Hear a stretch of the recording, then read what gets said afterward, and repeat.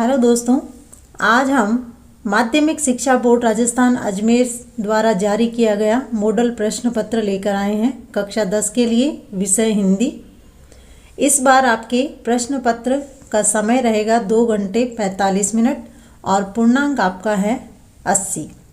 यहाँ आपके लिए कुछ निर्देश भी दिए गए हैं, तो हम इस प्रश्न पत्र को हल करते हैं।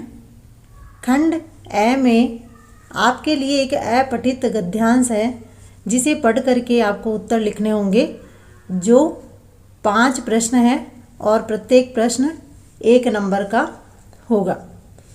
अब देखिए, इसमें जो गद्यांश है उसे पढ़ना है और नीचे प्रश्नों के उत्तर देने हैं। तो हम इस गद्यांश के जो नीचे प्रश्न हैं उनको सबसे पहले हल कर लेते हैं। आप इस गद्यांश को अच्छे से पढ़ लीजिएगा। प्रश्नों के उत्तर मैं बता देती हूँ आपको।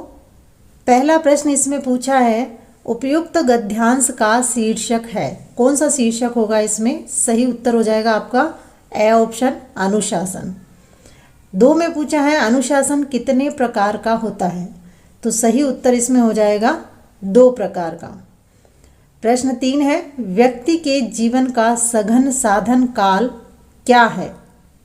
बाल्यकाल, वानप्रस्थ काल, विद्यार्थी जीवन या उपयुक्त में से कोई नहीं। तो सही उत्तर होगा ऑप्शन स, विद्यार्थी जीवन। प्रश्न 4 पूछा है, अनुशासन के प्रमाण हैं। सूर्य का नित्य प्रति एक ही दिशा में उगना, समुद्र में ज्वार भाटा आने पर भी मर्यादित रहना, पृथ्वी का सूर्य के चारों ओर चक्कर लगाना या उपयुक्त सभी। तो सही ऑप्शन जो है वो द सही है आपका। प्रश्न 5 में पूछा है, व्यक्ति के जीवन में किसका गहरा महत्व होता है? इसमें आपके सही उत्तर हो जाएगा अनुशासन का, ऑप्शन द।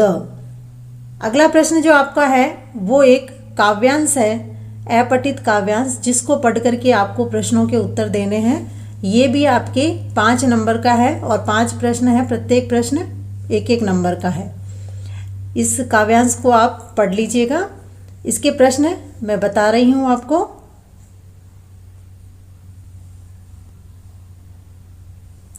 प्रश्न 6 है, उपयुक्त काव्यांश का उचित शीर्षक है। कौन सा शीर्षक होगा? ऑप्शन स, किसान। प्रश्न 7 है, इस काव्यांश में किसकी पीड़ा का वर्णन किया गया है? मजदूर, व्यापारी, किसान या उपयुक्त सभी। तो यहाँ होगा किसान। प्रश्न 8 है, कारकुन का शाब्दिक अर्थ क्या है? और शोषक, जमींदार का कार्मिक, शोषित राजा। तो सही ऑप्शन हो जाएगा ए, शोषक। प्रश्न 9, आँखों का तारा होना का तात्पर्य है? अत्यधिक प्रिय होना, अत्यधिक बुरा लगना, आँखों की चमक या उपयुक्त में से कोई नहीं। सबसे सही ऑप्शन आपका इसमें है ए, अत्यधिक प्रिय होना। प्रश्न 10, काव्यांश में वर्णित पीड़ित वर्ग की आंखों में चमक कब आती है? और इसका सही उत्तर हो जाएगा शोषण से पूर्व की संपन्नता को याद करने पर, ऑप्शन ए इसका सही उत्तर है। प्रश्न 11, माता का अंचल, इस कृति के रचनाकार कौन है? वो हमें बताना है। तो सही उत्तर इसमें है शिव पूजन सहाय, मधु कांकरिया, कमलेश्वर, शिव प्रसाद मिश्र, कत्र। तो सही ऑप्शन है ए, शिव पूजन सहाय। प्रश्न 12, जार्ज पंचम की नाक कहानी का उद्देश्य है। क्या उद्देश्य है इस कहानी का, वो हमें बताना है। और सही ऑप्शन जो इसमें होगा वो है औपनिवेशिक दौर की मानसिकता को चोट करना, विदेशी आकर्षण की भर्त्सना करना, व्यावसायिक पत्रकारिता का पर्दाफाश करना या उपयुक्त सभी। तो सही ऑप्शन जो होगा वो होगा आपके द, उपयुक्त सभी। प्रश्न 2, रिक्त स्थान की पूर्ति कीजिए। रिक्त स्थानों की पूर्ति करनी है। ये आपके 6 नंबर का है। 6 प्रश्न है और प्रत्येक प्रश्न 1-1 नंबर के होंगे। प्रश्न 1 है, भाववाचक संख्या की रचना मुख्य कितने प्रकार की होती है? वो हमें लिखना है, बताना है। तो होगी 4 प्रकार के शब्दों से होती है। प्रश्न 2, सर्वनाम ये कितने प्रकार के होते हैं? तो सही उत्तर इसका हो जाएगा 6 प्रकार के होते हैं। उसके बाद में है प्रश्न नंबर 3। शब्द जो किसी वस्तु, पदार्थ या जगह की मात्रा, तोल या माप का बोध कराते हैं वे क्या कहलाते हैं? और तो इसका सही उत्तर यहाँ रिक्त स्थान में लिखना होगा द्रव्यवाचक। द्रव्यवाचक। उसके बाद में है प्रश्न नंबर 4। हिंदी क्रियापदों का मूल रूप ही क्या कहलाता है? धातु कहलाता है। तो यहाँ सही उत्तर लिख दिया धातु। उसके बाद में है प्रश्न नंबर 5। उपसर्ग शब्द के जुड़कर शब्द का अर्थ बदल देते हैं। तो शब्द के पूर्व जुड़कर, तो यहाँ लिख देंगे रिक्त स्थान में पूर्व, जुड़ करके शब्द का अर्थ बदल देते हैं। इसके बाद में है प्रश्न नंबर 6। वे प्रत्यय जो धातु अथवा क्रिया के अंत में लगकर नए शब्दों की रचना करते हैं उनको क्या कहते हैं? तो वो प्रत्यय कहलाते हैं कृत प्रत्यय। तो यहाँ लिख देती हूँ मैं कृत प्रत्यय। प्रश्न नंबर है 3। निम्नलिखित अति लघुत्रात्मक प्रश्नों के उत्तर दीजिए। प्रत्येक प्रश्न के लिए उत्तर सीमा लगभग 20 शब्द है। अब देखिए यहाँ आपसे प्रश्न नंबर 3 में 12 प्रश्न पूछे गए हैं और 12 नंबर के हैं, यानी कि प्रत्येक प्रश्न एक एक नंबर का है। तो चलिए इनके उत्तर देख लेते हैं हम। प्रश्न 1 में पूछा है संधि एवं संयोग में क्या अंतर है? तो यहाँ लिख रही हूँ मैं संयोग में अक्षर ज्यों के त्यों रहते हैं, जो के त्यों रहते हैं, परंतु संधि के उच्चारण के नियमों के अनुसार, नियमों के अनुसार दो अक्षरों के मेल के कारण उनकी जगह कोई भिन्न अक्षर हो जाता है, भिन्न अक्षर हो जाता है। प्रश्न 2। समास शब्द की परिभाषा लिखिए। तो समास शब्द का क्या अर्थ है वो बताना है हमें। तो लिखेंगे शब्दों को पास पास बिठाना जिससे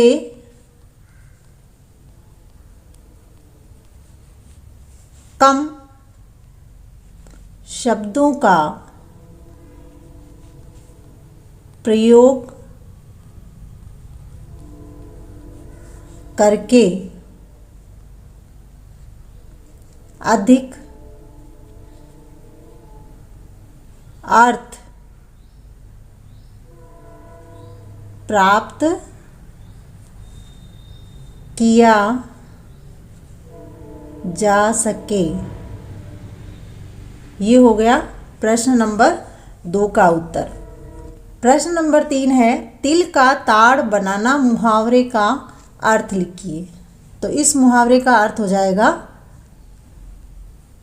थोड़ी बात को बहुत बढ़ाकर कहना। फिर है अगला प्रश्न इसमें, आप भले तो जग भला लोकोक्ति का अर्थ लिखिए। यहाँ इस लोकोक्ति का अर्थ बताना है प्रश्न नंबर 4 में। तो इसका सही उत्तर हो जाएगा अच्छे व्यक्तियों के लिए सभी अच्छे होते हैं। ये है आप भले तो जग भला लोकोक्ति का अर्थ। प्रश्न नंबर 5, इसमें पूछा है चश्मे वाले को लोग कैप्टन क्यों कहते थे? क्यों कहते थे? क्योंकि उसके मन में देशभक्ति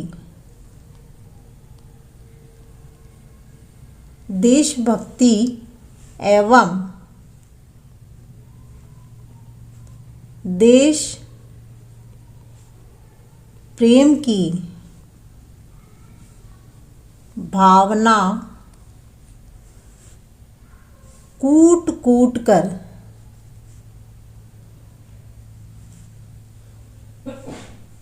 भरी थी, इसीलिए उसे कैप्टन कहते थे। प्रश्न 6, एक कहानी यह भी रचना में मनु भंडारी के साथ साथ और किसका व्यक्तित्व उभर करके आया है? तो इसमें मनु भंडारी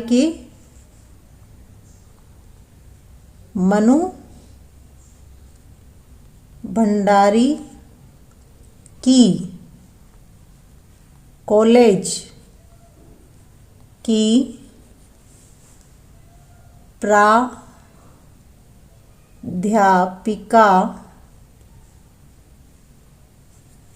शीला अग्रवाल का व्यक्तित्व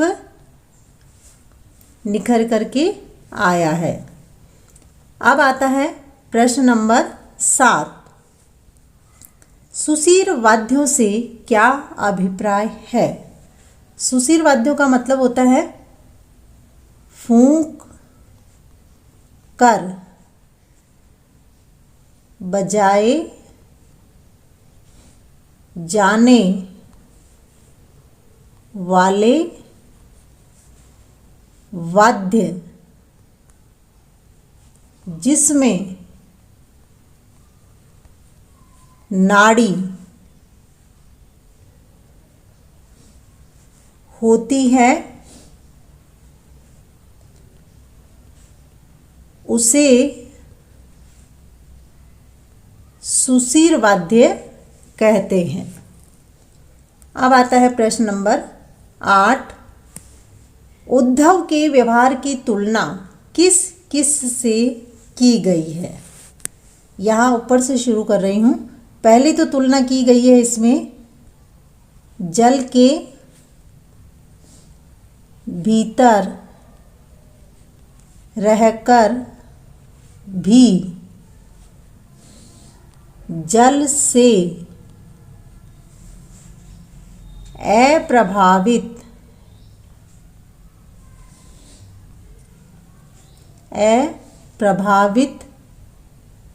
रहने वाले कमल के पत्ते से। और दूसरी जो तुलना की गई है वो है इसमें जल में रखी तेल की गगरी से।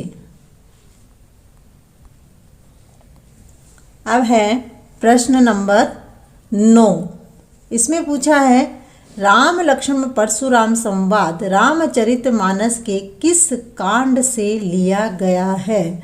तो इसका सही उत्तर हो जाएगा राम लक्ष्मण संवाद परशुराम संवाद रामचरितमानस के बाल कांड से लिया गया है। ठीक है, ये इसका उत्तर हो गया। अब है प्रश्न नंबर 10। उत्साह कविता में बादल किन किन अर्थों की ओर संकेत करता है? किसकी ओर संकेत करता है? पीड़ित, प्यासे, लोगों की आकांक्षा की और किस किस की करता है वो? पीड़ित प्यासे लोगों की आकांक्षा और फिर क्रांति की चेतना की ओर।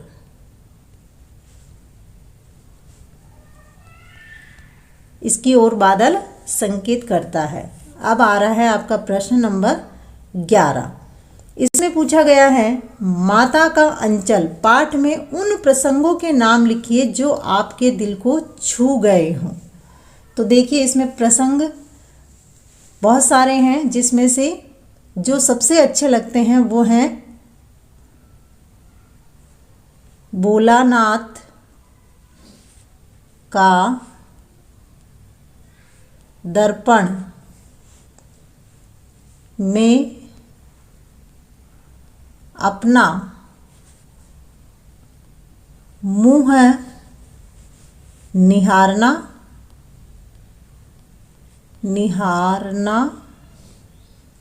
और फिर दूसरा इसमें जो अच्छा लगता है वो है पिता का भोलेनाथ के साथ खिलवाड़ कर उसका चश्मा लेना। और अगला जो इसका पॉइंट है वो है, इसमें हम लिखते हैं यहाँ पर माता द्वारा बहलाकर भोजन कराना। ये है इस प्रश्न का उत्तर। अब आता है अंतिम प्रश्न, प्रश्न नंबर 12। साना साना हाथ जोड़ी यात्रा व्रत में भारत के किस क्षेत्र की यात्रा का वर्णन है? तो इसका उत्तर हो जाएगा सिक्किम राज्य की राजधानी गंगटोक तथा उसकी आगे के हिमालय की यात्रा का वर्णन है। अब चलते हैं अगले प्रश्न की ओर। खंड ब, इसमें आपसे पूछा है प्रश्न संख्या 4 से लेकर के 16 तक, यानी कि 13 प्रश्न हैं और प्रत्येक प्रश्न के लिए अधिकतम उत्तर सीमा आपके लिए 40 शब्दों की है। 13 प्रश्न हैं 4 से 16 तक, जो आपके प्रत्येक प्रश्न 2-2 अंक के हैं। तो ये प्रश्न अच्छे से देख के आप कर लीजिएगा। प्रश्न 4 में है हालदार साहब को दूसरी बार देखने पर मूर्ति में क्या अंतर दिखाई दिया? प्रश्न 5 में है बाल गोविंद भगत की किस प्रकार के व्यक्तियों को अधिक स्नेह का पात्र मानते थे और क्यों मानते थे, दोनों बताना है। बालक ने सेकंड क्लास का रेल टिकट लेने का क्या कारण बताया था, और लखनवी अंदाज अध्याय के आधार पर आपको लिखना होगा। प्रश्न नंबर 7 में आपसे पूछा जा रहा है काशी की क्या विशेषताएं बताई गई हैं, उनको संक्षेप में आपको लिखना होगा। और 8 में पूछा है सूरदास जी ने उद्धव एवं कमल पत्र में क्या समानता बताई है। प्रश्न 9 दोहा नामक छंद के लक्षण लिखने हैं। 10 कन्यादान कविता में एक माँ अपनी बेटी को क्या सीख दे रही है, उसको संक्षेप में लिखना है। प्रश्न 11 में पूछा जा रहा है अट नहीं रही कविता के आधार पर फाल्गुन ऋतु के सौंदर्य का संक्षेप में लिखना है। प्रश्न 12 में महतारी के हाथ से खाने पर बच्चों का पेट भी भरता, ऐसा क्यों कहा गया है, माता का अंचल अध्याय के आधार पर आपको संक्षेप में उत्तर देना है। प्रश्न 13 नई दिल्ली का काया पलट क्यों किया जा रहा है, जॉर्ज पंचम की नाक अध्याय के आधार पर आपको इसे संक्षेप में लिखना है। प्रश्न 14 में आपसे पूछा जा रहा है नार्गे ने धर्म चक्र की क्या विशेषता बताई है, साना साना हाथ जोड़ी अध्याय के आधार पर लिख करके बताना है। और 15 में पूछा है मनु भंडारी का जीवन व कृतित्व परिचय संक्षेप में लिखिए। इसके अलावा इसमें अथवा में भी दे रखा है, जो आपको सबसे अच्छा लगे वो करना है। अथवा का प्रश्न है राम वृक्ष बेनपुरी का जीवन व कृतित्व परिचय संक्षेप में लिखिए, दोनों में से किसी एक का लिखना है। फिर देखिए प्रश्न नंबर 16 है, इसमें भी आपके अथवा में दे रखा है, पहला दिया है जयशंकर प्रसाद का जीवन व कृतित्व परिचय संक्षेप में लिखिए, और दूसरा इसमें पूछा है गिरिजा कुमार माथुर का जीवन व कृतित्व परिचय संक्षेप में लिखिए। खंड 6 प्रश्न नंबर 17 पूछा है, इसमें निम्नांकित पठित गद्यांश की सप्रसंग व्याख्या कीजिए। इसकी उत्तर सीमा लगभग 60 शब्दों की है और ये 3 नंबर का प्रश्न है। ये गद्यांश पठित गद्यांश है और ये अथवा में दे रखा है।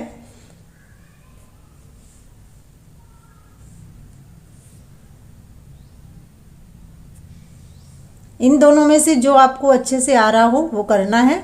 और प्रश्न नंबर 18 में देखिए निम्नलिखित पठित पद्यांश की सप्रसंग व्याख्या करनी है। इसकी समय सीमा जो है शब्दों की वो है 60 शब्द और ये भी 3 नंबर का प्रश्न है।